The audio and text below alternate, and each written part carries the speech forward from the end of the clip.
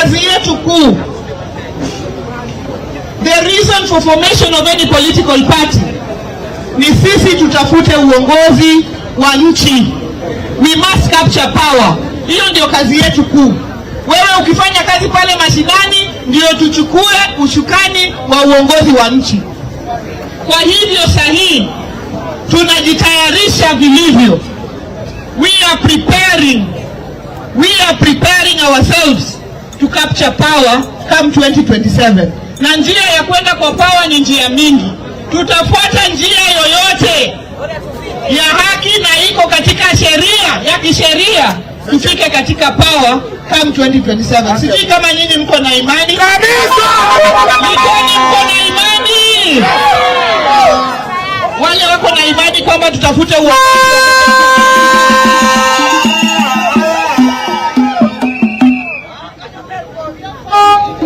kwa sasa kuna vijana wetu tumewapeana katika broad based government.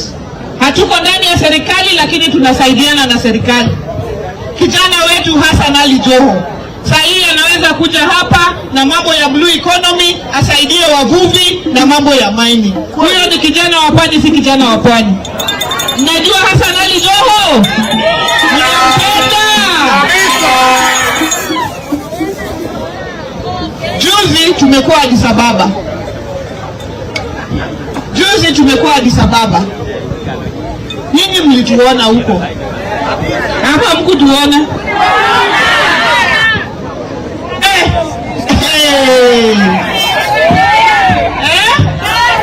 Wacha niwaambie, tulipigwa na kitu inaitwa butwa. Inaitwa nini? Tulipigwa na butwa. Vile tuliona vile results ilikuja, na tulishtuka sana. Lakini ile ambayo ilitupea nguvu alikuwa ni baba, vile alikuwa mkakamavu na akawa na nguvu zaidi kutushinda. Akatushikilia. Huyu mama Mishi nakwambia ni vile watu hawakujua huko, huyu ni mjumbe, huyu ni gavana, huyu ni nani. Tulipatwa kwa street tunaona hii. Hawakujua sisi ni nani. Baba ndio alitushikilia akasema msiwe na wasiwasi. Kila jambo, every dark cloud has a silver lining. Kila jambo ambayo inakaa kama iko na giza itakuwa na shining star. Sisi tunamgoja baba arejee, alafu tujiunge pamoja tuone ile direction tutachukua. Lakini ile lazima niseme kama mwenyekiti wa chama, tukiwa Addis Ababa, tunataka kumshukuru sana rais wa nchi Mheshimiwa William Ruto, kwa sababu ile yote angeweza kufanya kama mwanadamu, baba apate ile kiti alifanya. Baba mwenyewe alisimama akatuambia amesapotiwa 100% na Mheshimiwa William Ruto na serikali yake. Kwa hivyo sisi lazima tutoe shukrani. Na wale vultures, sisi tukiwa pale tunalia kwa street, tunaangalia simu, tukaona kuna pande za hii nchi ambayo watu wanashangilia, wanacheka, wanabeba miguu juu, wanapiga makofi. Tukasema sawa tu, tumeona marafiki wetu ni kina nani, na ipo siku. Ipo nini? Ipo siku. Ipo nini? Ipo siku. Sisi pia tutakuwa pale, na hatutazungumza sahihi, lakini hapa mbele tutazungumza na dunia itasikia vile tutasema. Asanteni sana wanaodi.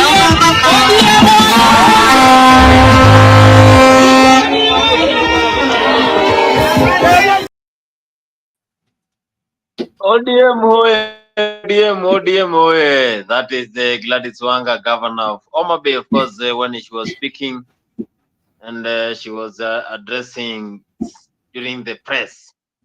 Of course, we have a lot of things that are happening in the country. But today we saw Raila Odinga having that meeting with William Ruto. Kithure Kindiki still was there.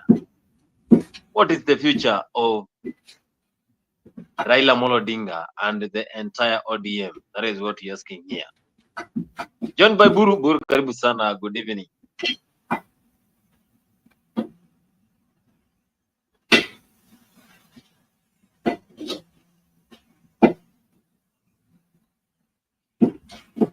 Buru, are you there? Yes, Bonnie, I'm here. How are you? Fine, fine. Yes. Yes, umeona tunaangazia leo ODM na Kenya Kwanza. Ni kama handshake imetokea. Raila amesema yuko tayari kufanya na serikali. Yeah, if they will be in a position to sustain that up to 2027, then they will have they will be in a position to put a good fight against the Gachagua team. However, if I were to be asked, my advice to Raila Odinga would be that a good dancer knows when to exit the stage. I think this would have been a better opportunity for Raila Odinga to exit from active politics and nurture someone else who would take from him. Right now in ODM, or even in the entire Azimio fraternity, we don't have a politician of the caliber of Raila Odinga, which is very unfortunate. He is likely to exit politics without nurturing someone who can fit in his own shoes. He has some young politicians like Professor Tom Ojienda, whom he can nurture and hand over to, but he is not willing to do that. He has others like Babu Owino, Sifuna, but he has not nurtured them to have the national outlook. So by him joining Ruto, it means he'll be in active politics and he is not going to hand over to anybody or even to nurture someone to take over from him. And you know, some of these things are dictated by nature. That we even say that in Kikuyu, that the one who used to dance, it reaches to the point whereby he just watches. Mwenye alikuwa anaweza kukimbia, kuna wakati hufika na kuwa kazi yake ni kuangalia wengine wakikimbia. And Raila Odinga has not realized that time is up for him in active politics. The time he is having is to be a statesman where people can learn to for advice. And also, this is the time for him to appoint someone who is supposed to take from him, without which he is going to leave the Luo Nyanza as sheep without a shepherd, which would be very unfortunate.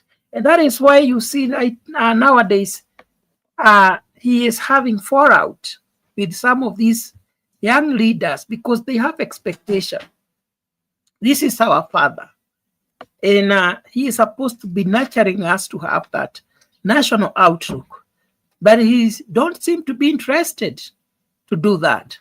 So we are likely to see fallout. We are likely to see if Raila Odinga will be supporting William Ruto by 2027, there is a high possibility that so many people from ODM will defect from him.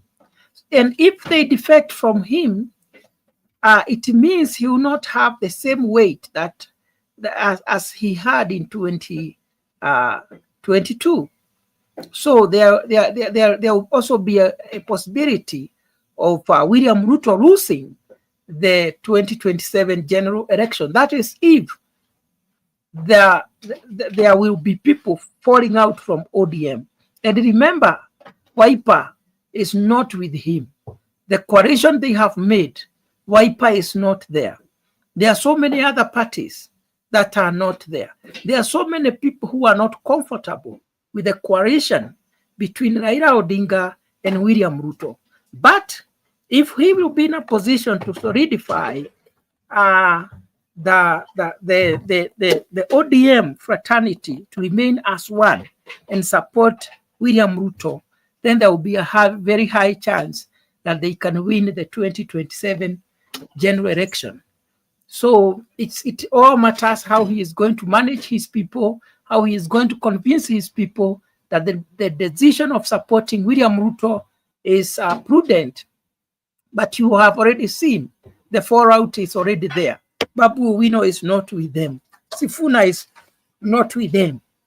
And many, many others are likely to follow that route. Thank you, Bonnie. Shukran, Jeff, for that submission. Alex, karibu sana. Good evening from Nairobi, Kenya. Tell us your views about today's incident of Raila and Ruto. Good evening to you, Bonnie, and happy to see you, Jeff, on the show tonight. So, as we begin, this is not the first time we're hearing this story of Raila and Ruto merging in 2027. I believe it was part of the deal that even the time when ODM gave out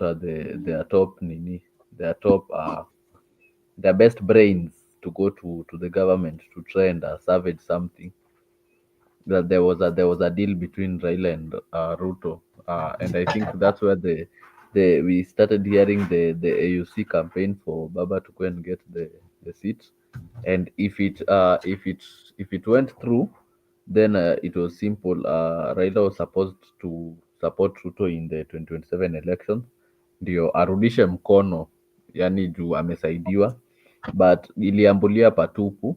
So I think they had a backup plan, and this is what now we are seeing. It's the backup plan for them now to form a broad-based government, now fully in government. Wacha hii yenye tumekuwa tukisikia from Sifuna that ODM is full of 5 million people and everyone has their own say. So for right now we can speak on the basis of facts. Saizi hizi kuwa ni hearsay ati wamepitia mlango wa nyuma. Saizi it's official that ameingia kwa mlango wa mbele, and still the issue still, Bonnie, that you find Kenyans are still facing the edge to be addressed. Today I was watching a documentary about how Mathare, there are a lot of crime happening there because people don't have jobs and people are surviving on small amounts of money. So you see, there is a very big issue of employment which the young people in Mathare are facing, and if that issue is not addressed, Bonnie, the youth will kill people and they will steal from them. So as much as we are so focused on whether the ODM are or are not in power, there is bigger fish to fry. Kuna challenges kubwa sana zenye watu wana face na hizo lazima zikuwe addressed. So that's what I can say.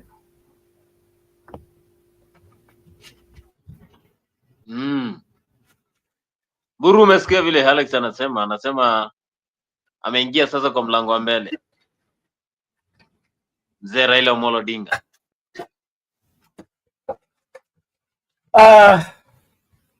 You know, things don't remain static. Things change. So we are yet to see the changes that will come after this. We don't even know the agreement that they have signed. We don't know. So what will matter is what kind of coalition have they formed? Are there casualties? Are there people who will suffer because of this new formation? For instance, we have heard there are so many people whom they are planning to force out of the committee positions in parliament so that they can pave way for more ODM members. So those fallouts will also affect their coalition. So some people will be satisfied, especially those who will be favored by the arrangement. But those who will not be benefiting directly from that kind of arrangement will be dissatisfied. So we are likely to see a lot of turmoil. We are likely to see a lot of movements from ODM to other parties. And like I was saying, and I said it even before when Raila Odinga was still campaigning, I said in the event that Raila Odinga is going to lose in Addis Ababa, when he comes back to Kenya, William Ruto must accept to give him anything that you ask for. Because right now, William Ruto is a very weak president. He already lost his political base, which was Mount Kenya, that gave him around 5 million votes. He knows that his base is gone. So he is banking on the popularity and the support of Raila Odinga to remain strong politically. So Raila Odinga has gone to strengthen an already very weak government. So that is why you see he is trying everything possible to form an IEBC of his choice. You have seen how much it has taken. We are almost just 2 years to the general election. We don't even have the IEBC in place. You have seen he is trying to oust the Supreme Court judges, all of them. He is trying to kick them out because for William Ruto to win, he requires 3 things. He requires an IEBC of his choice. He requires a judiciary which is on his side, and Raila Odinga.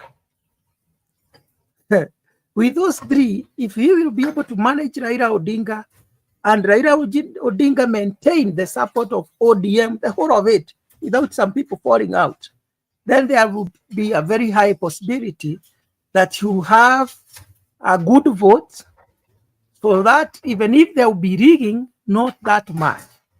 But without the support of the entire ODM, you see, even Babu Owino going out, Sifuna going out, William Ruto is going to lose. So Raila Odinga must do everything possible to make sure nobody in his ODM will go out, either independently or support any other forum. Because right now, William Ruto does not have enough support in Kenya. I have been listening. I am very active on the social media everywhere. And I can tell you, if the elections are to be held today, William Ruto would be kicked out by Kenyans. And remember, Bonnie, as I conclude, we still have this group of Gen Zs that nobody is yet to understand what is this group and what they stand for. And you saw that this is a group that is that was able to give William Ruto sleepless nights. This is a group that was able to force the president change his principles, even change the cabinet. So 2027 will be a very different general election from what we are used to.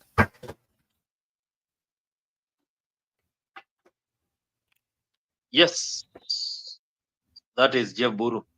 Jeremiah, karibu sana. Tumeona leo baba, you said Jabondo chenye anafanya pia mnafuata. You saw today what was happening over there in Mombasa. It's now real that we have this handshake, Raila and Ruto. What is the future of ODM? How do you feel for those loyal followers of ODM, the likes of Edwin Sifuna, Babu Owino, who have really denied to get into this government? Now Baba is very happy in the government. Are you happy too?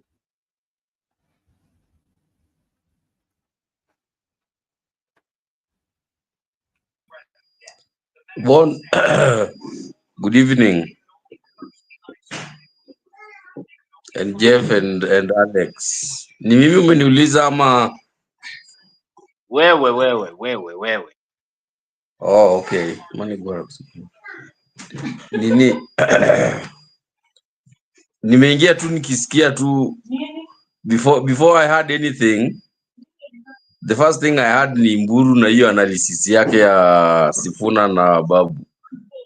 Mburu bwana, you should be mature in politics bwana. By now you should know who needs who made who. Did Sifuna make ODM? Did Babu make ODM? Did ODM make Babu? Did ODM make Sifuna? Sifuna tried to run on his own on other things here. He lost like a Burukenge. He only got traction after he was given the ODM role. If he leaves that, take the acronym ODM out of Sifuna's name. Hata Nairobi Senator haizi rudia. Hata MP labda akirudi ushago kwao maybe he can. The same for Babu. Remove ODM from his name. Babu is nothing. The day atatoka ODM, hata Embakasi haitakuwa rahisi kukanyaga. You will see that reality. So don't say that if Baba keeps ODM intact, watu kama Babu na Sifuna wasiende, those guys can go if they want, but I can tell you that they will not end up anywhere. Sifuna, in the equation, in the matrix of Western Kenya politics, where does he feature? If he goes alone, without the clout that being an SG in ODM gives him? Does he even have a party? Can he even pull crowds in Western Kenya? Can he sway voters? I don't think he has the capacity. Babu Oweno, I can tell you, like clear like night and day. He will have all those dilly-dallings that he's going through now, but when time comes to shove, when push comes to shove, when the time comes, Babu will be in ODM. There is nowhere Babu is going, and he knows it. His safest bet is being in ODM. Hata kama ni uchungu, he will learn to live with that hiyo uchungu. But atakaa tu hapo, he can't go anywhere. There is nothing outside of ODM for Babu. So hii analysis yako Mbura, I don't think it's accurate. But it sounded, your analysis also sounded like you are softening up to the Ruto win. What I can tell you also is that basing on what happened in Mombasa today, Government of National Unity, and I said this last week, Bon, Government of National Unity is what we are faced with.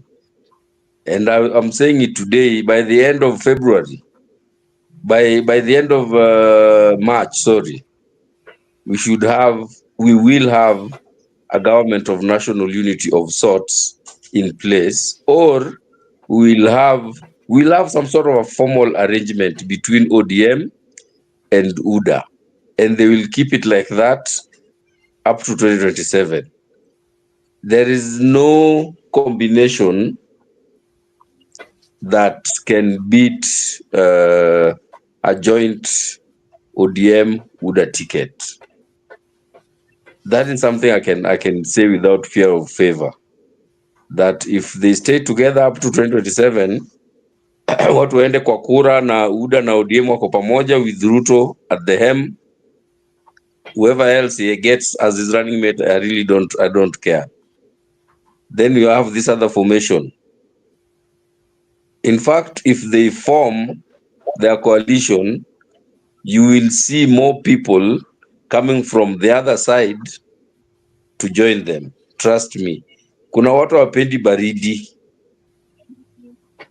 Na wamekaa baridi saa hii because they opposed Ruto, wako nje saa hii, wanakimbia hapo nje ya opposition. Watapewa offers.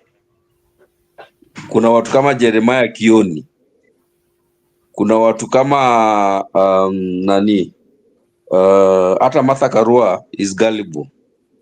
akipewa tu kitu mzuri, she's gullible. As much as she doesn't have a constituency she's bringing.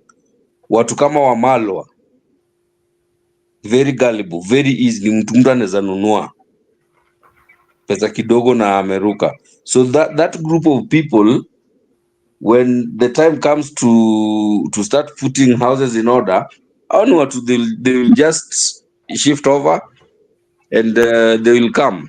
Wapewe tu good offers as parties to the coalition. They will jump ship. I see more people jumping from other coalitions into the UDA ODM coalition if they go all the way to the election like that, as opposed to the number of people jumping from this UDA ODM coalition kuenda hiyo side ingine. That's what I foresee. But like I said, Alex, by end of March, probably sooner, we are going to have a formal working coalition partnership between UDA and ODM. Haitakuwa serikali tuko nje, hapana. They are going to formalize everything and stick it like that mpaka mwisho. You can take that to the bank. Buru, Boni, Jeremiah can I amekupiga respond to chuma.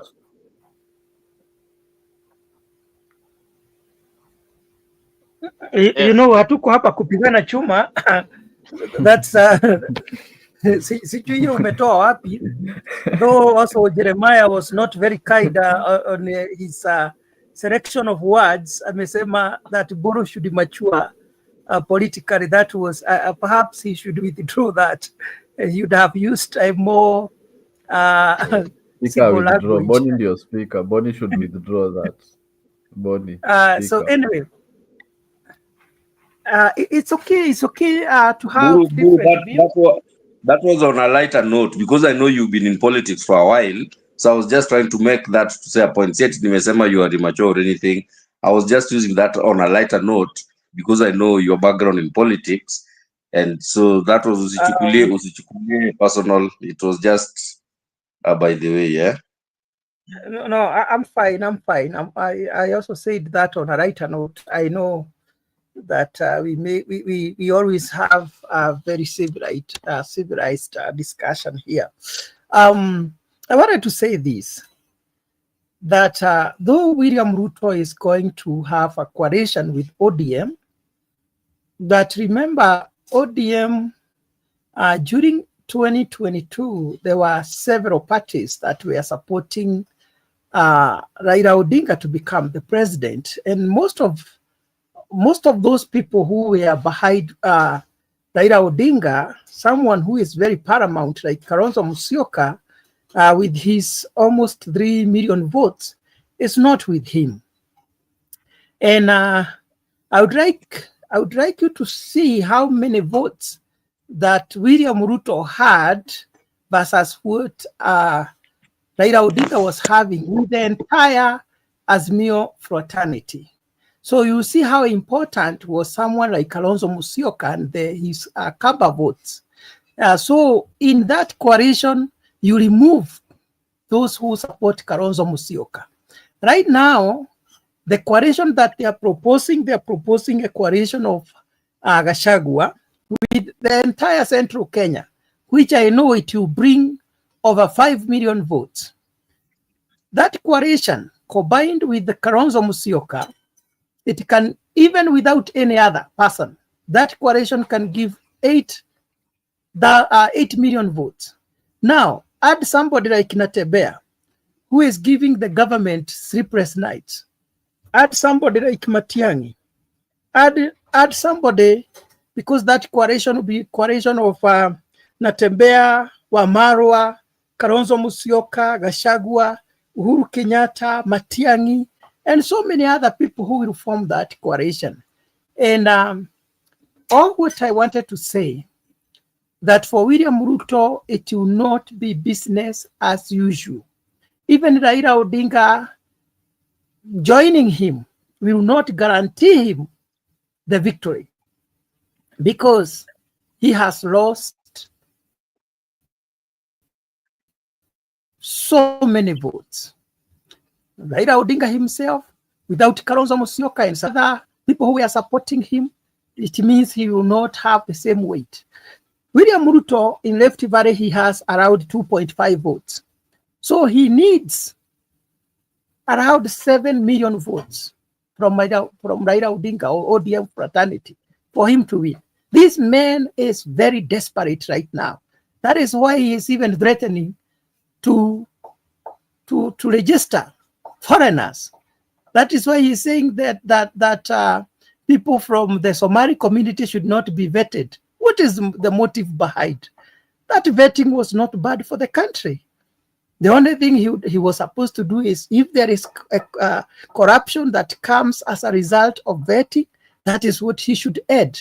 But we were doing this vetting so that we don't risk registering or giving our IDs to foreigners. But right now, because of desperation, he is willing to do anything possible to try to get new political bases. So William Ruto right now is in a very awkward situation. That is how I see it. It will not be as easy as Jeremiah as you think. It will be a tug of war for him to win in 2027. And even Sifuna told him directly that even with the support of Baba, William Ruto will not win 2027. There is a high possibility that even with the support of Baba, he is going to lose in 2027. Yes, Alex.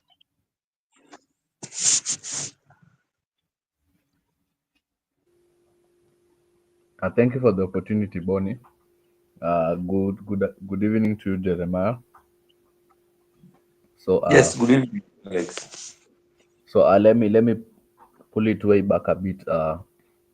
If we were to go back to the 2022 elections, which happened in the August, before that election, the let's say the Azimio, they chose to liaise with the previous regime, which was containing of the Jubilee, which had Uhuru Kenyatta, and by that time Uhuru was slowly losing some bit of popularity in the mountain region.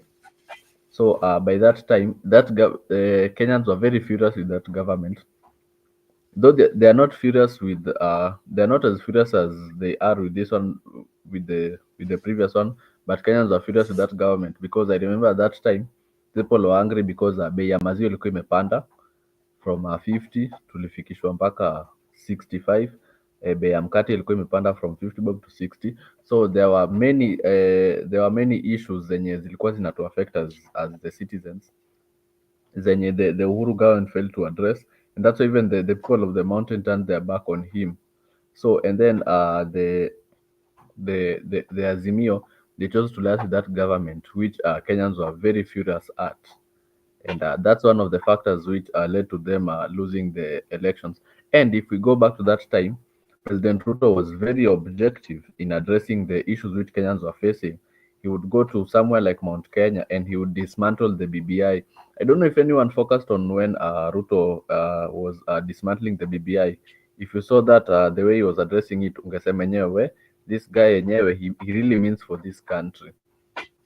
Then if you also check how he spoke to the Somalis, telling them about that issue of them not being recognized as citizens. Ruto was really addressing the issues people were facing when he came to the sides of Nyanza. Spoke about the fertilizers, and he also spoke about the cattle. So, and those were the issues which Kenyans wanted for them to be addressed, and that's why Ruto was able to win the 22 elections. I won't say anything about rigging because that is hearsay. So and then so that's where we are at the moment. So if ODM chooses, if they make the same mistake to choose and liaise with this government that Kenyans are very furious at, wataanguka vibaya na watainua mpaka miguu juu. They will fail miserably because people are very furious at this government and they want it out as fast as possible. So how can you do the same thing expecting different results? ODM, as me, I would second what Sifuna said. Say that ODM should liaise with the people and the opposition and support one candidate, because I'm not seeing anyone who ODM can front as a candidate and can be able to vie for the election and be able to get it. So I think they have to now warudisha mkono, because people like Alonso and Martha, they have supported Azimio so much. So it won't be bad if ODM waamue tu warudishe mkono and they support someone. And the thing with Jeremiah, you spoke about Martha Karua is gullible. Therefore, I tend to disagree with you a bit, because if you say Martha is gullible, uh, prove to us how many times has Martha Karua been involved in corruption. Tukae tu hapa tusikie ni how many times has she ever picked the brown envelope. For me personally, I see Martha as an objective person. I see Martha as a person of integrity, and I've been saying many times, if only the people of the mountain choose to follow Martha instead of Rigathi, Martha will lead them to the promised land. So I think ODM should not make the same mistake they made in 2022, because right now Kenyans are very furious, and the Sifuna issue that Jeremiah spoke about, I think, Jeremiah, you're underestimating how Sifuna is gaining popularity. You see, like the time when Ruto impeached Gashagwa, they never saw him turning out to be this big in the country. But ever since the impeachment, Rigathi has been gaining popularity in the country, and Rigathi is very big in this country right now. So I think, if you underestimate things, Sifuna cannot galvanize the votes of the Western, then I think you're underestimating how good he is. Because you know one thing, Sifuna cannot go wrong, because he stands on the truth. Sifuna speak Sifuna speaks things of the truth, and those are the things which people want to hear. That's why many people are following him. Even there's this famous lawyer, Danstan Omari. I don't know if people don't know of Danstan Omari. He's a lawyer to Rigathi. He said he's going to vie in the 2027 for the senatorial seat, and truthfully speaking, he doesn't stand a chance, because why hiyo kiti ya senator Sifuna amekalia and no one is beating him to it. Why? Because he's objective and he speaks things of the truth and addresses issues zenye citizens are facing, and that's what the people want. So Sifuna is going to rise in politics. I can say the same for Babu. See, we saw recently Babu was given the most hardworking MP. And it's true, by the way, Babu anaosha ama MP wote Kenya. Cause why? Babu delivers. Let's visit Embakasi East and see what is happening there. Na tuende tutembee hizi area zingine, so that we start questioning the MPs to be accountable for what they are doing with the CDF money and everything, and what Babuino is doing. So I believe those two people can really rise in politics, though I don't see them leaving ODM. And even if they leave ODM, they will still support it. Ni kama tu ukitoka nyumba ya mzazi ujenge yako, haimaanishi utadharau ya mzazi, utaheshimu tu ya mzazi. Thank you guys. Asante sana Alex. Jeremiah, Buru alikuwa amejibu pale. Yeah, some good points there, Alex, right? But when I said Martha Karua is gullible, I didn't say she's corrupt. I said what I meant is that if she's given money and told, let's go this way, she would follow the money. That's what I meant. That is one. Two, again, Sifuna and Babu. Sifuna has a platform to speak because of his role as the Secretary General of ODM. When you remove that platform, what is he left with? Yeah, really nothing much. Yeah, and that is the exact same reason why the way you finished is appropriate. That they will not go anywhere. They know that there is nothing that there is out there for them. Sifuna can say everything he wants, but remember that at the end of the day, these politicians are very ambitious people. Sifuna will gain the popularity. Guess what if he's told, wewe, hii kelele mingi and all this clout you've gathered, nataka wewe ukuwe speaker wa senator ama speaker wa National Assembly, do you think you will think twice about kufuatiliana nao wengine? You won't even hesitate, yeah? So he has built a clout, but that clout is founded on his role as the Secretary General of ODM. When you remove that title, it really doesn't have a lot of bargaining power from anyone.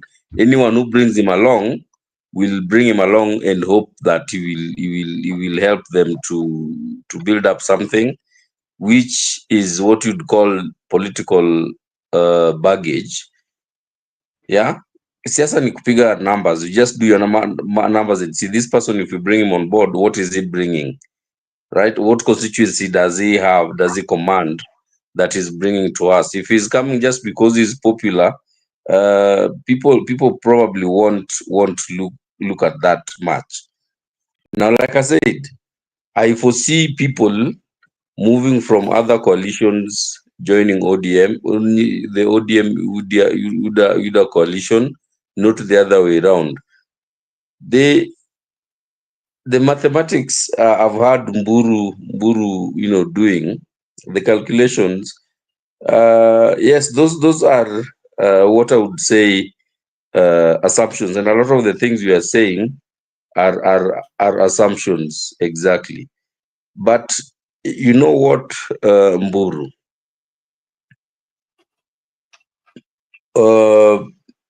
People would be more inclined to join the potentially winning coalition as opposed to leaving it to go.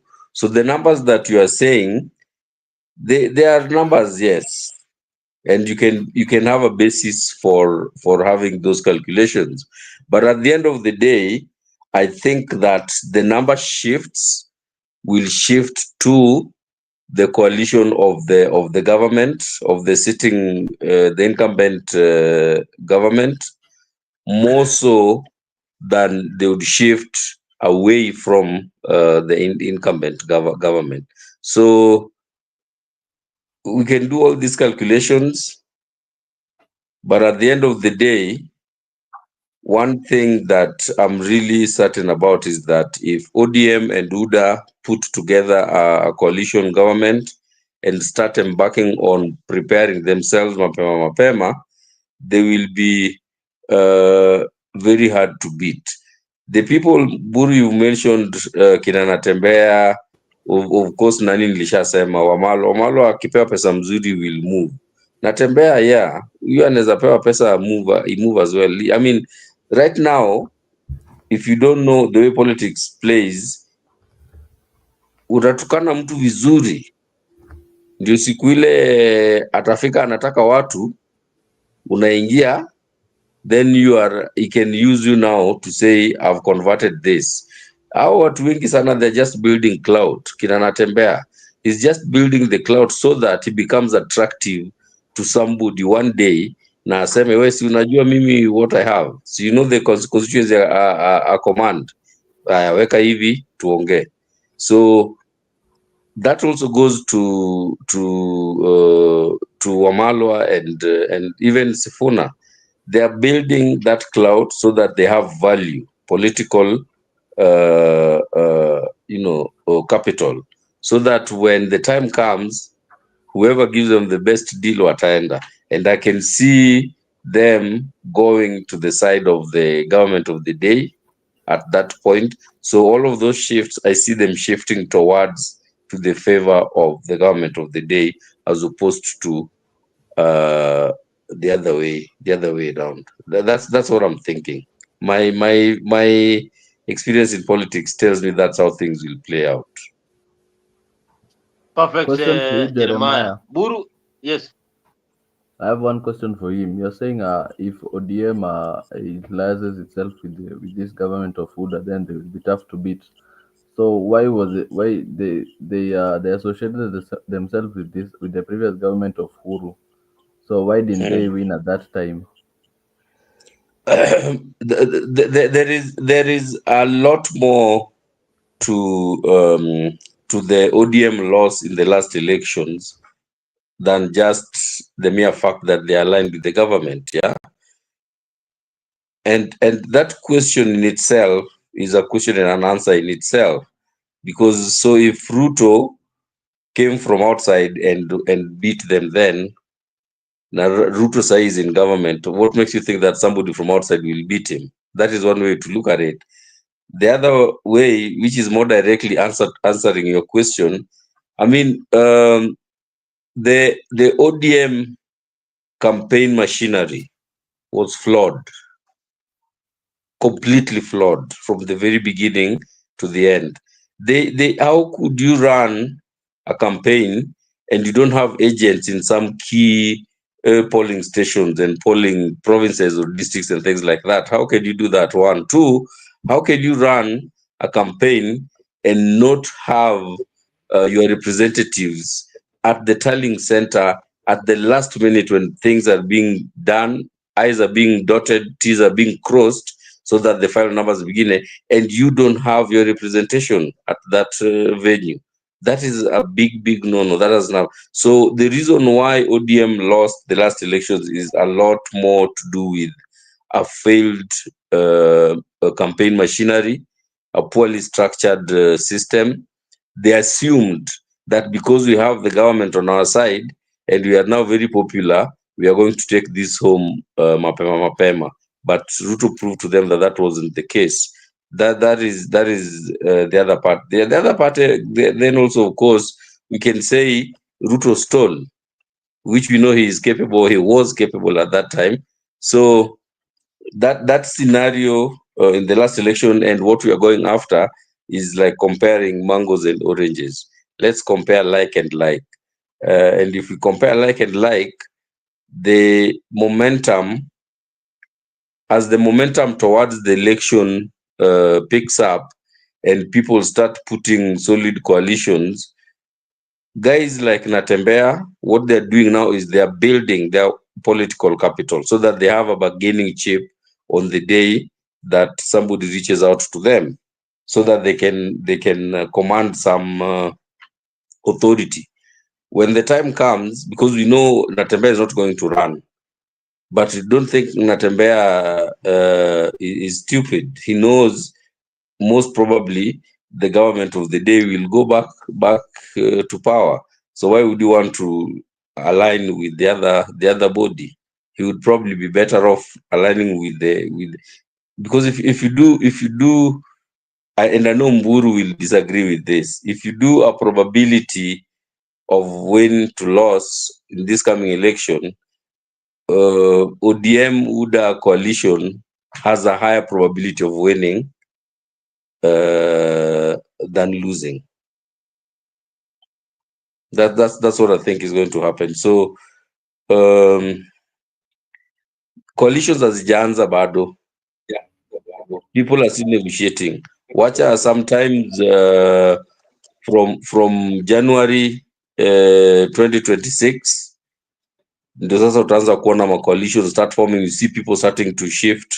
You see people like now the Sifunas and the Babus taking sides, because at that time people start negotiating for, if we get there, what am I getting? If we get there, what am I getting? And you'll be shocked. People like Sifuna and Babu will be comfortable back in ODM bila makelele mingi and fight from inside. If they bolt out of ODM, they will live to regret it.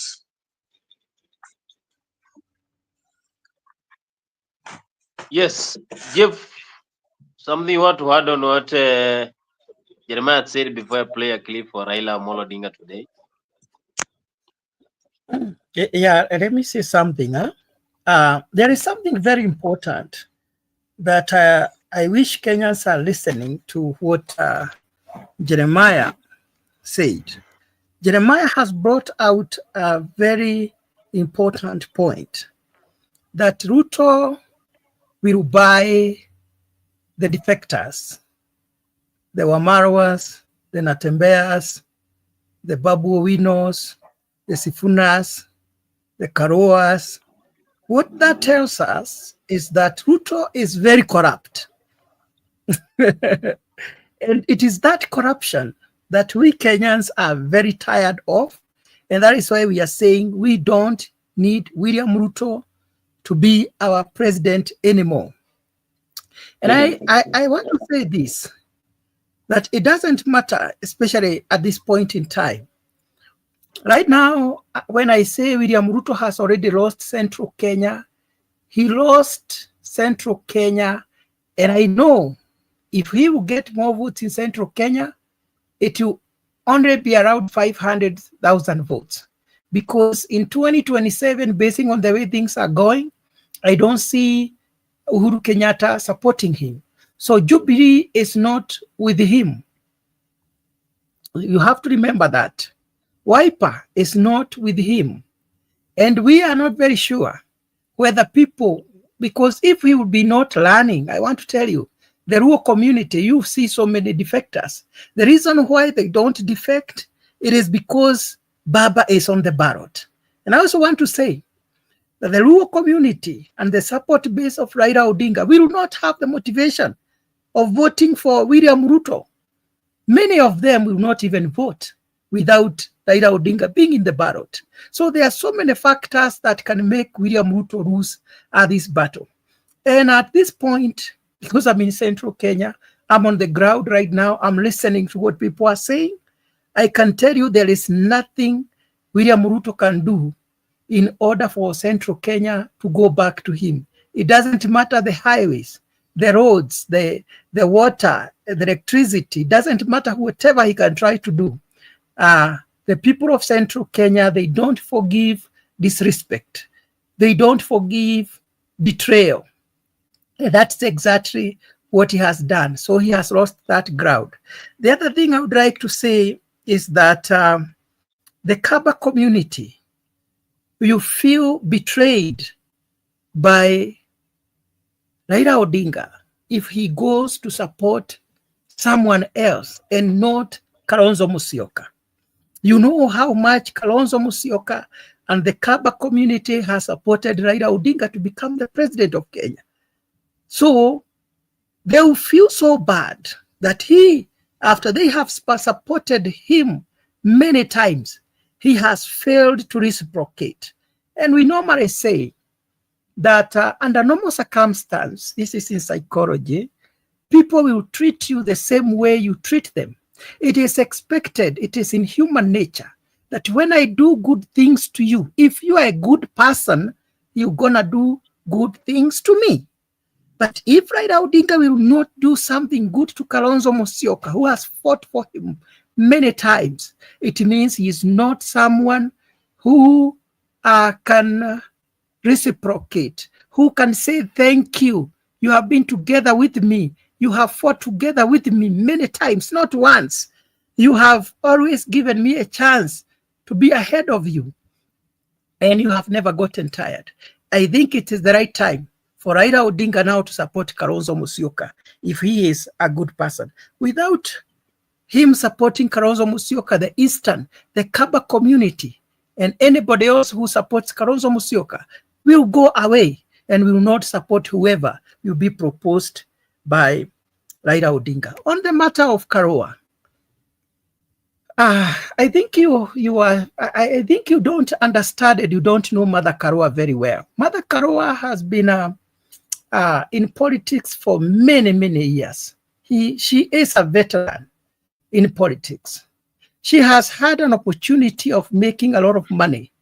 Mother Karua, during Moi regime, she was in a position to confront the Moi regime head on. Mother Karua, even during Kibaki's time, she was one of the most powerful ministers, Minister of Justice, and she resigned. So that tells me she is not someone who can be swayed by money, somebody who can be bought with money. Mother Karua is a woman of integrity. The only thing she doesn't have is the ability to mobilize people behind her, because maybe she doesn't have the finances, because Kenyans are very corrupt. They expect bribery and all that. But she is a woman of integrity. And Gachagua, on the other hand, Gachagua has money. Gachagua is a good orator, very influential, and very courageous. Right now in Kenya, the only person who is able to face the president and confront the president head-on is Gachagua. The only person who used to do that was Raila Odinga. Right now, they are on the same bed. Raila Odinga cannot criticize the government. Right now, the only person we have very strong in opposition is Gachagua. So we are yet to see the kind of coalition that will be formed in May, because they said that coalition will be unveiled in May. That is when we can be in a position to say, oh, basing on this coalition, then William Ruto has a chance or does not have a chance of winning. So a lot of things will are yet to come, and we are waiting to see what will be ahead of us. But I want to say this: let nobody be deceived that William Ruto cannot be defeated because he has a government. Uhuru Kenyatta and Raila Odinga, they had the government, and they had money, they had system, they had deep state. But people with determination, they were able to defeat the government and the will of the government, and voted in William Ruto. William Ruto will have the government, but the way I see the people are so annoyed with this government. It is the government that crushed the young people. Some of them, many of them, are no more because of criticizing the government, abductions. And also, in Swahili we say, mjinga akierevuka, mwerevu huwa mashakani. William Ruto alidanganya watu sana that this government we are going to form with border people, with mama mboga. We are going to put money in your pocket. Saa hii watu wanalia. So 2027 watu wanamugojea, wamwambie ulitudanganya, uongo wako umefika mwisho, hatutakubali kudanganywa tena. William Ruto kujishikanisha na Raila Odinga kujishikanisha na William Ruto ni kuchafua jina lake. Maana saa hii William Ruto ako kama ng'ombe ambayo iko kichinjioni. The only kitu ambayo baba atapata ni ile uchafu itamurukia kwa koti lake kwa kujishikanisha na mtu ambaye watu wameamua huyu hatumtaki, ataharibu jina tu. Chanifikishe hapo. Asante sana Jeburu. Jeremiah, kabla nicheze video ya Raila, pia Buru ameongea vitu sensitive sana kuhusu serikali, pia kuhusu kambani, vitu mingi sana. What there's something I forgot to say in my last analysis about the numbers, but he's brought it up na nimekumbuka sasa. So you see Mburu, Ruto doesn't need 100% or even 90% of central votes. If he gets even 30%, he's okay. It's very easy for him to sponsor somebody and split the central votes, and trust me, that's a possibility. That is something that would be real. That is something that can be negotiated. Have somebody run, split the central vote, and then he takes another 30%. And if that is the voting block that Gachagua is counting on, hiyo hesabu imeishia hapo. So those are the things I know that will get to will get into play when the time comes. Yeah. Jeremiah, unajua wewe ni kama huwa hauelewi Central Kenya, the way they act. Central Kenya, it's very hard to sponsor someone to split the votes. Central Kenya wakiamua tuna support mtu fulani, it doesn't matter how many Kikuyus will be contesting against that person. Even in 2022, we had Mwaure. How many votes did he get? I wanted to go back and see how many votes Mother Karoa got when she was contesting as a presidential candidate. I wanted to go back and see. I wanted to go back and see how many votes did Peter Kenneth got when he was running against Uhuru Kenyatta. That is fine. So, but let me just finish my submission. So, yeah, that is okay. We know central votes as a block, but like you said, it's hard, not impossible to split that vote. Yeah. So trust me, that would be a game plan for Ruto. Whether it works or not is another story, but trust me, that will be a game plan for him to split the central vote, and then he just needs 30% of whatever remains, and he's good. Now, I said about Martha Karua, I'm not casting aspersions on her integrity, but I'm just saying she's a politician. So every politician has that innate nature of ambition. Do you remember that there was a time that Martha Karua, in her own words, alisema mimi na Raila hatuwezi fanya kazi pamoja ever. The type of politics he plays is not my type of politics. We are like water and oil. There is just no way we could ever have a philosophical alignment, me and Raila. And she said that very, very well. I remember that statement very, very well during Kibaki time. Guess what? Fast forward to 2017, 2022. So she was Raila's running mate. So you can never say that she's not capable of being compromised. Any politician, when the deal is good, they will take the deal. If they see that they have a benefit for themselves personally, Kenyan politicians will do that. So take that to the bank, that if there's need to bring her on board, which I don't really think there's very big, because she doesn't have a constituency she commands. She doesn't bring in numbers. But if there was a need to get her on board, she can be given a good deal, a deal that she cannot refuse. We know that's possible in Kenya. So, but I'm just giving you tactics of things I know the Ruto, campaign team will do.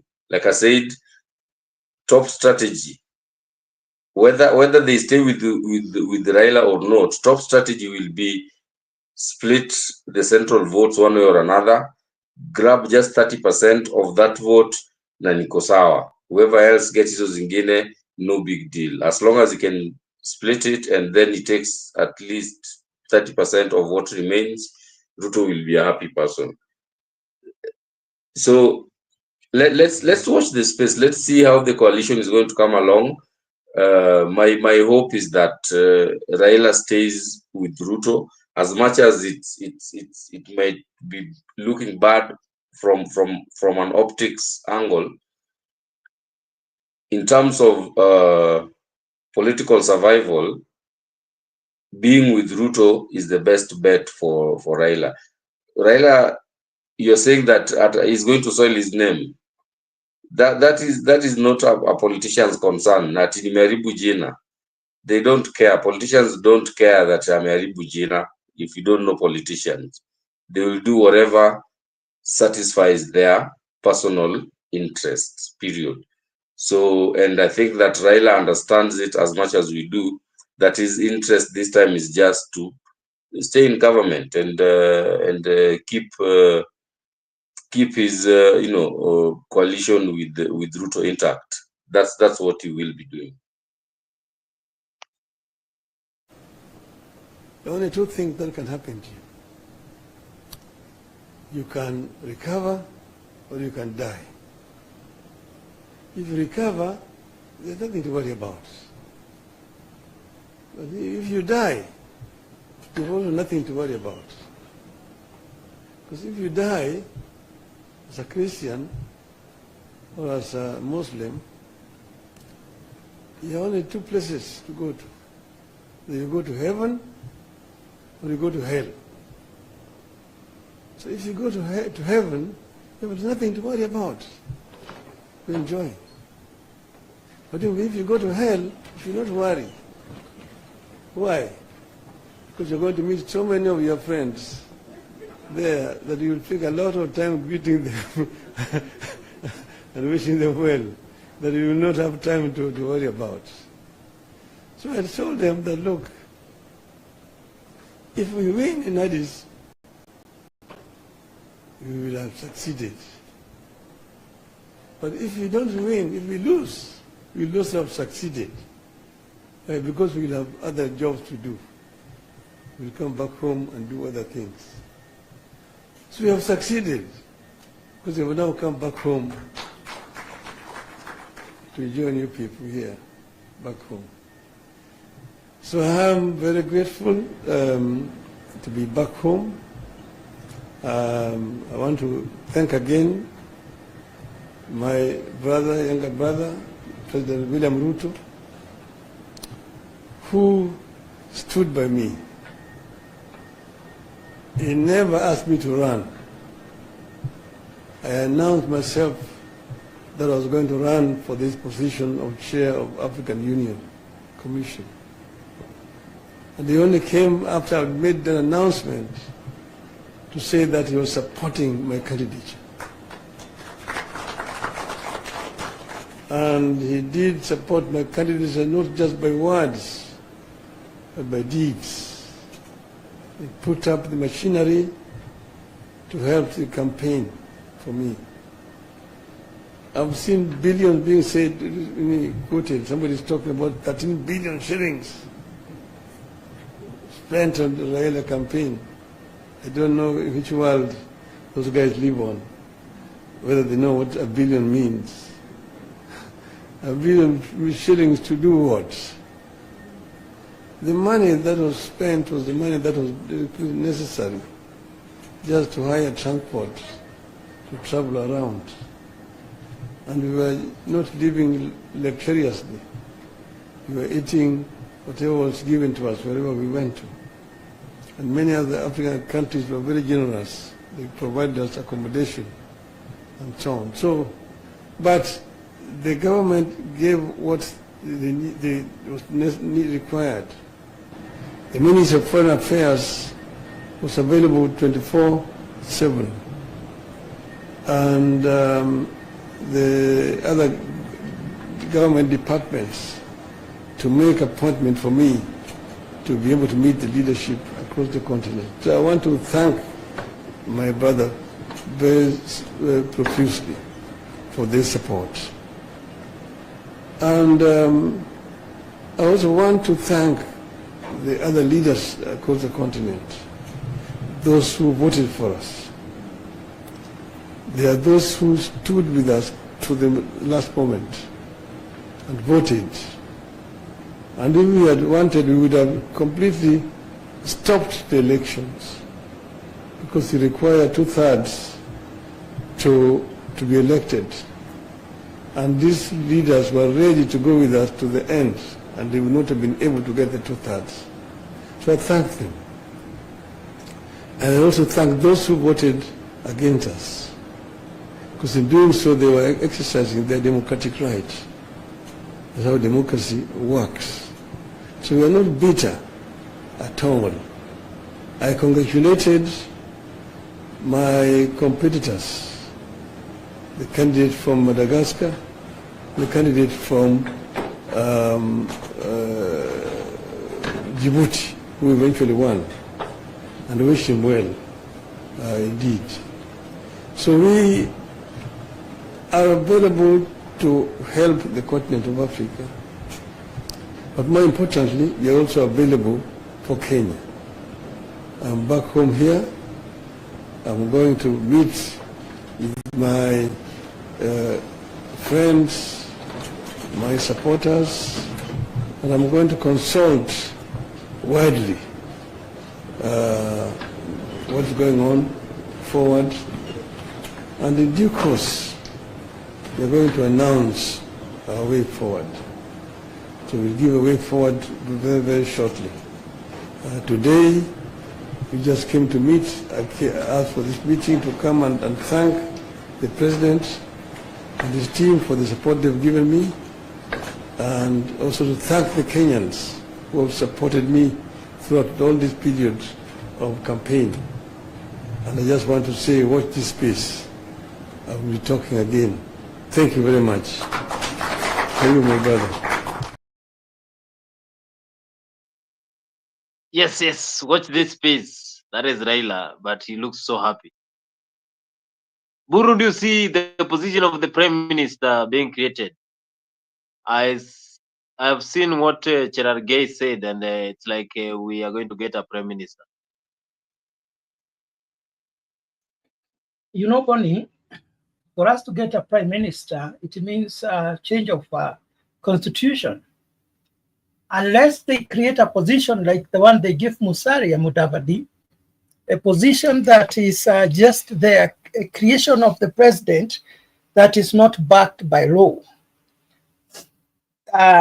Even that position that was given to Mudavadi was an offense by itself because it was not supposed to be there. So I don't think we have enough time to go through referendum to create a position for Raila Odinga, because Kenya is not about one person.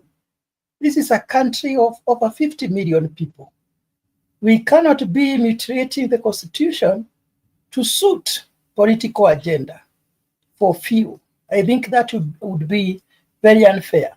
If we are to change the constitution, we should change the constitution because there is something very, very important that needs to be changed, but not to create a position for a leader.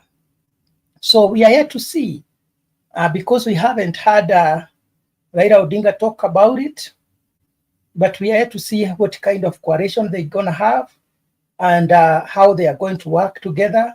I don't want to discuss more of the things that have not been discussed by the president of the former prime minister. But for me, I would not support any change of constitution to create position for the leaders.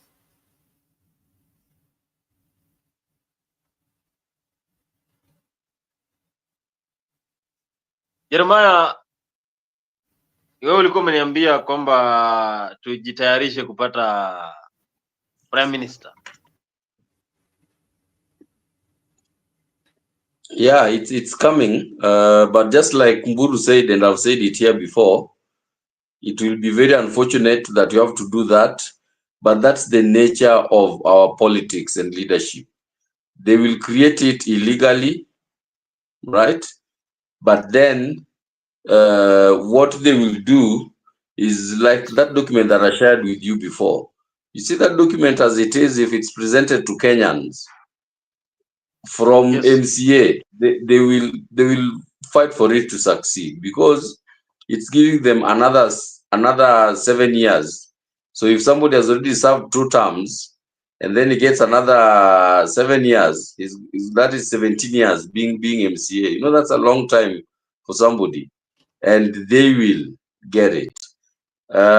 So as bad as it is, that is what they are going to do. That's how selfish our leaders are.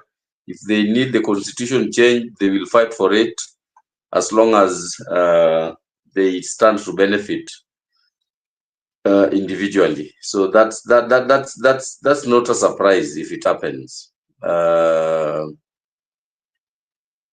We are yet to see. So Baba said, Jeremiah, yes. Remember, Uhuru Kenyatta was so confident with BBI, and they had said BBI was unstoppable, but the court was able to stop them. And you saw the kind of humiliation that they went through. Even now, I think that it will be very easy. And I think the reason why they're even trying to remove the Supreme Court. Now, let me just finish. I think the reason, yes. The BBI was not dropped by the courts because it was a bad document. It was rejected because of process. The process wasn't followed. And you think these guys are stupid? If they now they know that process will be looked at, they'll just follow the process vizuri. Ikienda kwa court, every activity that needs to be done, public participation, what, they'll do it all and have that and go with it. Once it goes like that, the court doesn't have jurisdiction. Itaendea watu wapige kura. So yeah, they learned, you can trust that they learned that the process has to be followed. And if they were to attempt anything like that, they will follow it to the letter. They will follow the process to the letter. This is what I have to say. Right now, there is a bad blood between the judiciary and the government. And if the judiciary will want the process or the whatever they would propose to go down, they will just cite some laws. We always say there is always a lacuna in law. There is that weakness somewhere that can be pointed and bring down or the whole process. And William Ruto is aware of that. And I believe that is why he is trying to wipe out the entire Supreme Court to put the people who will not stop him. However, this is what I can say. Even if this process is to go through, it won't benefit Raila Odinga, because the process of changing the constitution will take more than 1 year. It is such a long process. By the time we are finishing and making it the law, the time for this government of 5 years has already elapsed. So it won't benefit Raila Odinga. The only thing William Ruto can do is just to have a ceremonial kind of position that is not in the constitution, like he did with Musalia Mudavadi, give Raila Odinga some few cars and police officers, and that is it. But it won't have the backing of the law. That's the only thing. But I also want to agree with you that our leaders, because they are very selfish, they are so selfish, they will pass the proposal because I saw the proposal, because they would like to remain in power for a very long time. And I want to say our president is very hypocritical. I remember when he was campaigning, he said he will not have time to change the constitution, but he is doing exactly opposite of what he had promised Kenyans. So it's very unfair. It's very unfair. I should, and this is what I'm requesting Kenyans. We have to reject the proposal to change the constitution to increase the term of these leadership positions, that they want the presidential term to be going for 7 years. So there is a possibility by the time we are enacting the new laws, they will say now we are starting from here because this is now a new constitution or the new laws that we have established. So they are likely to, William Ruto can go for around for almost 20 years and above because of that. So Jeremiah, Alex, and all others who are listening to me, we should be on the front line, knowing that we don't have leaders to fight for us.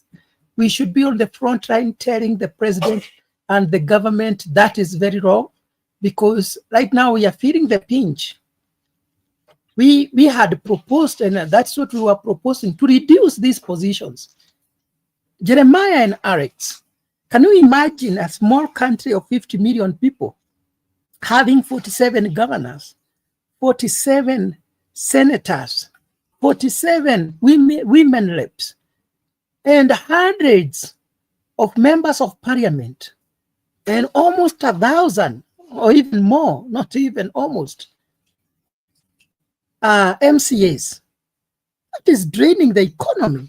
So we had proposed we should have at least 8 counties in Kenya. Reduce those other positions. But instead of reducing, we always increase, and now we want to prolong the term of office. I think that would be very unfair. Let me stop there. Jeremiah. Alex? Alex, yeah, Alex.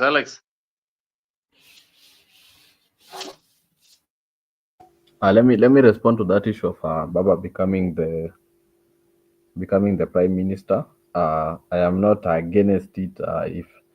If William Ruto wants to find a way for Baba to be in power, then so be it. As I said before, there are many issues that are pressing the citizens of this country, and they need to be addressed. And I will give Ruto his flowers for starting the initiative to build the roads in Northeastern. He has acknowledged that for the longest time, the people of Northeastern have been left behind in terms of development in the area, in terms of roads.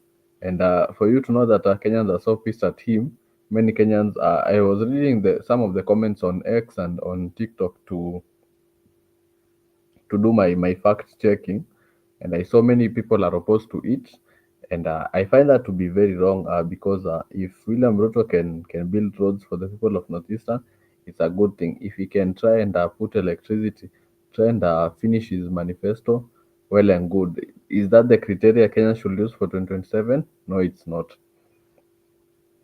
So I would say if he can try and try to salvage something, try to push for developments in this country, because he knows after the 25th of June 2024, this country has never been the same. Right now, he is operating on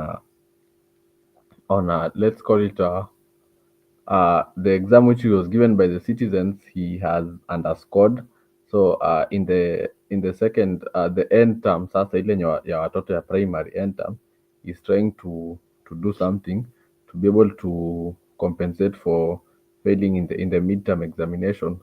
But as I said, the problem with our leaders is they focus more on playing with the perception of people instead of enacting developments in the country. Because even Ruto being with Baba, it's more of playing with the perception of people, so that they see, because he knows Baba has sycophantic following, so that the people see, yeah, Baba is in power, so they say, now it's our time to eat. Right now we control the finances, we control this, we control that. But in the real sense, the issues of those people that are facing on the ground, these things are very real. They're yet to be addressed. And we have a professor as the deputy president. We have very good brains, technocrats in the UDA government. The issues of the people are yet to be fully addressed. So I believe there are many issues that we are facing.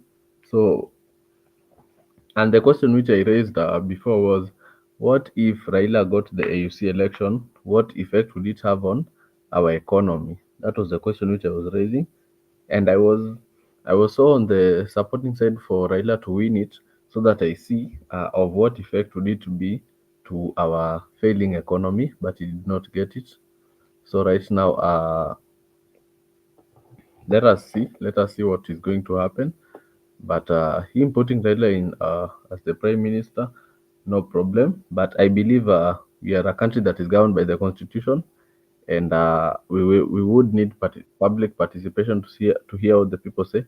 And lawyers in the house would correct me. I think we need a referendum, but if I'm wrong, the lawyers in the house to correct me. Thank you.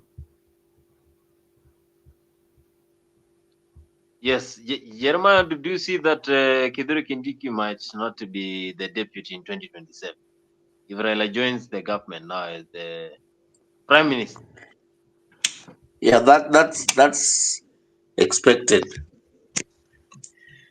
That is expected. If these people stay like this, I don't know at which point Kithure will be dropped. Dropping him before the election might have some serious ramifications. So maybe If there's a way that they would be able to persuade him to step down on his own voluntarily, maybe they would do that. But kicking him out would not be very good before the elections. Then kicking him out after the elections would equally be bad as well, because it would be something like impeachment. And, it would not look good. So I'm thinking that what will happen is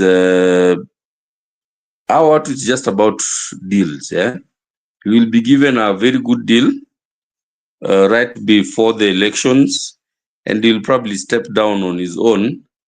Then will necessitate Ruto to look for another running mate peacefully without injuring his,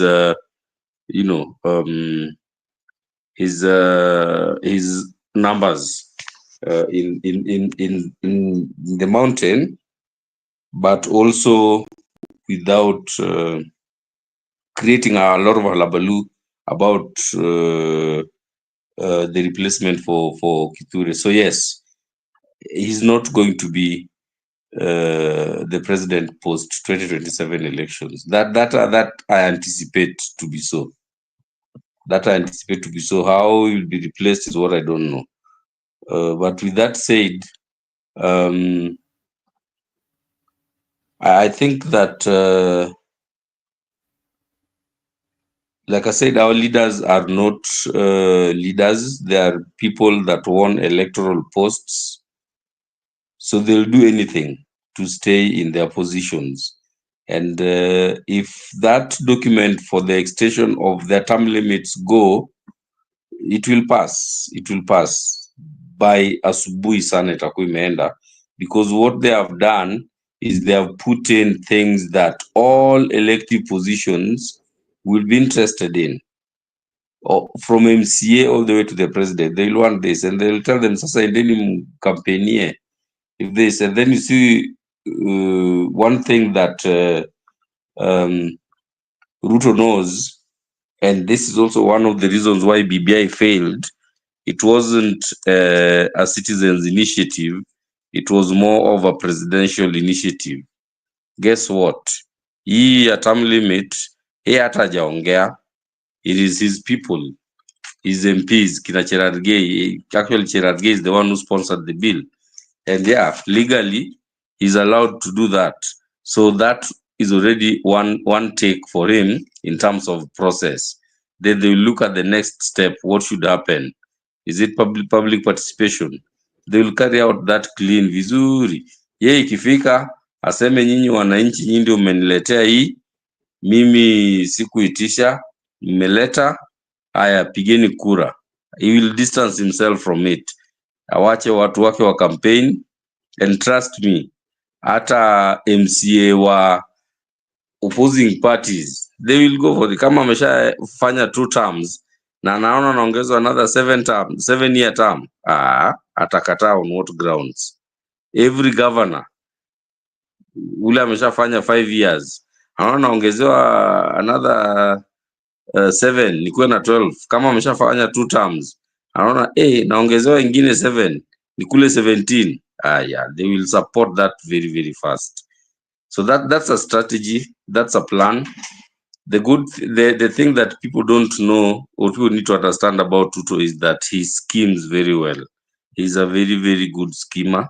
He schemes his plans very, very well, and I don't think that amekaa tu hapo ati sasa yeye ni president amerelax. No, he's scheming already for 2027 and beyond. So me, I stand by my prediction that as bad as it may be, probably at the end of it all, Ruto will go back to be president again. The best outcome for Kenya is probably some sort of a coalition or government of national unity between Ruto and somebody else, with him as the president and that other person anapewa ka quarter mkate, seta nusu mkate. That is what I can see. And time will bear as witness. For me, that's what I think is going to happen. Yes, Buru, do you have something to add on that? The Yes, I can touch on Kithure Kindiki. I put Kithure Kindiki in the same category as Martha Karua. He is a good leader, but he is good in other positions, not as the deputy president. Because we normally say in politics, it's all about the tyranny of numbers. How many people can you persuade to follow you? How many people believe in you? How many people believe in your leadership? Kithure Kindiki does not have a following. So whether he is dropped or not, there will be no impact. There will be no impact because he can only bank on the Meru votes. But can I tell you something? Rigathi Gachagua will not allow Kithure Kindiki to introduce his leadership or to be influential in the Meru County. He is campaigning against someone who is ruthless politically, ruthless and very brutal. Gachagua is very courageous, and remember, Gachagua is also a Meru because the mother comes from Meru. So he will make sure that Kithure Kindiki will not be in a position to bring anything on the table of William Ruto. And William Ruto will be able to do the assessment, and he'll realize this guy is not adding any value to my government. So they'll just drop him in 2027 and get somebody who has the numbers, because it's a game of numbers. On the issue of changing the constitution, yes, I agree with Alex. I don't know whether it was Alex or Jeremiah who said all the leaders, even those who are in opposition, are likely to support because of the additional number of years that they'll be getting. But remember, Kenyans are very smart people. We will have people who will come up with groups to oppose the proposed amendments. And I would like all Kenyans to be tired with that kind of shenanigans of wasting Kenyans' resources. Remember how many billions we wasted with BBI, and now they want us to start now another wastage. But if they bring that to Kenyans, we have become wiser. We will go against the will of our leaders. We don't have to vote because the governors and MCAs and MPs said that we have to vote. We are going to make choices as Kenyans, and we will tell them we don't want more burdens, and we're going to reject it. And there is also the judiciary. Don't think that the judiciary will also accept everything that is coming from the government. There is a high possibility that the Supreme Court will reject such kind of changes in the Constitution. Remember, we are changing the Constitution, which we are even yet to implement fully. So I don't know what's wrong with our leaders. This time we should not even be discussing about how we are going to change the Constitution. We should be thinking on how do we improve on how we do things. How do we improve our infrastructure? How do we ensure the health services that we are giving to Kenyans are the best? Right now, we are still confused about SHA, Donor Shiv, and all that confusion William Ruto has created. So it is the high time for Kenyans to know at a point we're going to be on our own, and we have to stand on our own and refuse anything that is going to affect us negatively, regardless of where it is coming from. Bonnie. yes, as we come to the end of the show, yes, Jeremiah, Alex, yes, Alex. Something you want to add on future of ODM? What is your take on the future of the ODM? First of all, thank you for the good show. Thank you for the analysis from Jeremiah and Mburu. I believe Kenyans have listened and we have learned something. So for ODM, you see, it's a very big party, which in fact it's the party with the majority of the members of parliament. So even though the speaker tried to analyze it with a broken spectacle to pursue a certain narrative of the KK government having the majority of the MPs in the National Assembly, but in real sense we know DM has it, and many people there. You see, there is freedom of speech in the constitution for everyone to say whatever they feel like. But I believe the party has to speak in one voice, and it comes from their leader, and also the leader should also speak to the people on the ground. For example, he cannot come and front the Governor Sakaja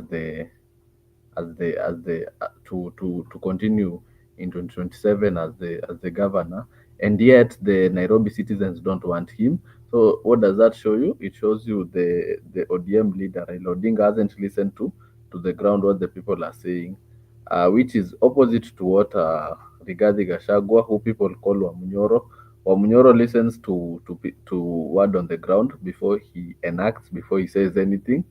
So I think also the leader of ODM has to always listen to the ground, because it's not always about what he says and people follow sycophantly. As time goes by, even those people who follow him sycophantly, at some point, they start questioning some of the things he does. So if Baba doesn't want to continue losing supporters, he has to listen to the ground and stop assuming that he has sycophantic following. And ODM has to speak in one voice, and that is the voice of the truth, because they call themselves the pro-people party. And if you are the pro-people party, then you have to listen to what the people are saying, and you have to address the issues in an objective way and speak one voice, and stop championing that they are in government because this is a government that is failing the people. So it's not a flex to be in a government that's failing people, but it's a flex to ensuring good governance is reaching the citizens of Kenya, regardless of where you come from, whether you voted for them or you didn't vote for them. Thank you. Asante sana Jeremiah. Parting shots.